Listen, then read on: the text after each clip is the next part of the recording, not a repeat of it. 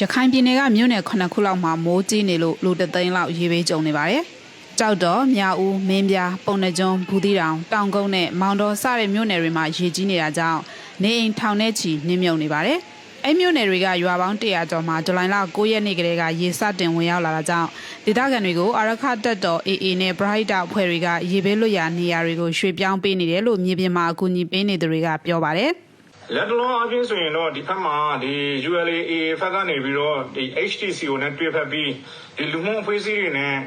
အကုန်လုံးတွေဝိုင်းဝန်းပြီးတော့မြေနင်းပိုင်းဒေသကလူတွေကိုကွန်မြူနတီဒေသကိုရွှေ့ပြောင်းနေတဲ့အပိုင်းတွေကိုတော့တောက်လျှောက်လုပ်နေကြပါတယ်။လက်တလုံးရေကြီးရေရှမ်းတာတွေကြောင့်တိတ်ဆုံးသူတွေလည်းရှိနေပါတယ်။အထူးသဖြင့်ရေစီးနဲ့မျိုးပါသွားတဲ့ဟာများတယ်ကြောင့်ဒီမိုးကားကြရင်တောင်ပေါ်ဒေသမှာအဆက်မပြတ်ရော်တယ်။အောက်ဖက်ကနေတဲ့လူတွေကကြရင်အဲ့အခင်းချင်းမတိကျပေါ့နော်။အဲ့ဒီအချိန်မှာဒီဆက်လီတွေနဲ့လှေတွေနဲ့အဲ့မြစ်တွေကိုဖြတ်တဲ့အချိန်မှာရေစီးတန်လာပြီးတော့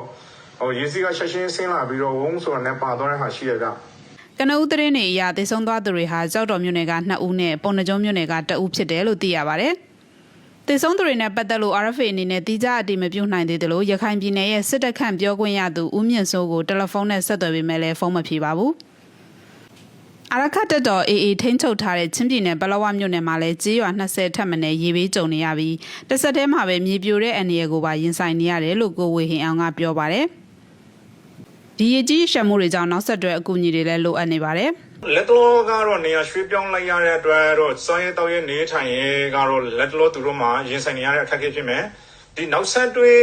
လာမယ့်အပိုင်းတွေရှိမယ်လို့တွက်ဆတယ်ကျွန်တော်တို့ဒီတချို့မျိုးစပါးတွေရေဝင်သွားတဲ့ဟာရှိတယ်ဒီစားနေခါတချို့ပျက်စီးသွားတဲ့ဟာရှိတယ်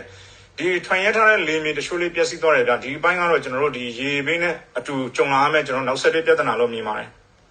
ပစိဖိတ်သမုဒ္ဒရာအနောက်မြောက်ပိုင်းဖိလစ်ပိုင်နိုင်ငံအရှေ့ဘက်ပင်လယ်ပြင်ကိုဝင်ရောက်လာတဲ့အားလွန်ကောင်းတဲ့တိုင်ဖုန်းမုန်တိုင်းကြောင့်မိုင်ပေါင်း2000ကျော်ဝေးတဲ့ရခိုင်ကမ်းရိုးတန်းကိုမုတ်တုံလေဓာတ်ရိုက်ဝင်ရောက်လာတာကြောင့်ရခိုင်ပြည်နယ်မြောက်ပိုင်းကမြို့နယ်တွေမှာမြေပြိုတာနဲ့ရေကြီးရေရှမ်းတာတွေဆက်ကြုံရနိုင်တယ်လို့မိုးလေဝသပညာရှင်ဦးဝင်းနိုင်ကခန့်မှန်းပါတယ်စစ်တပ်လက်အောက်ခံမိုးလေဝသနဲ့ဇလားဗေဒညွှန်ကြားမှုဦးစီးဌာနကတော့ကပလီပင်လယ်ပြင်နဲ့ဘင်္ဂလားပင်လယ်အော်မှာမုတ်တုံလေအားကောင်းတာတွေကြောင့်ဇူလိုင်10ရက်နေ့ကနေ18ရက်အတွင်းရခိုင်ပြည်နယ်အပါအဝင်တိုင်းနယ်ပြည်နယ်17ခုမှာနေရာကွက်ပြီးမိုးကြီးနိုင်တယ်လို့ထုတ်ပြန်ထားပါတယ်။ဒါအပြင်ကမ္ဘာလုံးဆိုင်ရာရေလွှမ်းမိုးမှုကြိုတင်သတိပေးစနစ်ရဲ့ထုတ်ပြန်ချက်မှာတော့ရခိုင်ပြည်နယ်ဟာနှစ်ပေါင်း20အတွင်းအဆိုးရွားဆုံးစံချိန်တင်ရေကြီးရေရှမ်းမှုကြောင့်